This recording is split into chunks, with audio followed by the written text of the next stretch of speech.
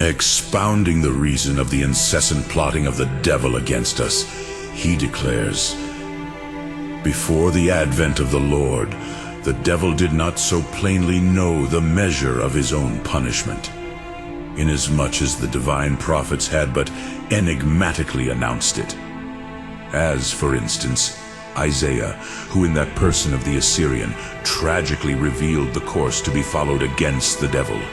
But when the Lord appeared and the devil clearly understood that eternal fire was laid up and prepared for him and his angels, he then began to plot without ceasing against the faithful, being desirous to have many companions in his apostasy, that he might not by himself endure the shame of condemnation, comforting himself by this cold and malicious consolation from the writings of John of Antioch. And Justin of Neapolis, a man who was not far separated from the apostles either in age or excellence, says that that which is mortal is inherited, but that which is immortal inherits, and that the flesh indeed dies, but the kingdom of heaven lives. From Methodius, on the resurrection in Photius. When God formed man at the beginning, he suspended the things of nature on his will and made an experiment by means of one commandment.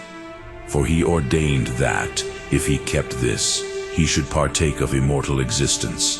But if he transgressed it, the contrary should be his lot. Man, having been thus made, and immediately looking towards transgression, naturally became subject to corruption. Corruption then becoming inherent in nature, it was necessary that he who wished to save should be one who destroyed the efficient cause of corruption.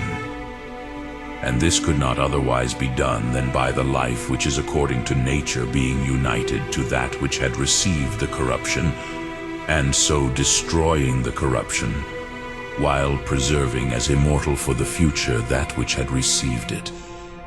It was therefore necessary that the Word should become possessed of a body, that he might deliver us from the death of natural corruption.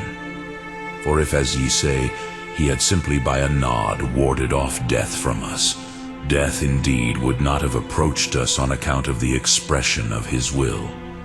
But nonetheless would we again have become corruptible, inasmuch as we carried about in ourselves that natural corruption.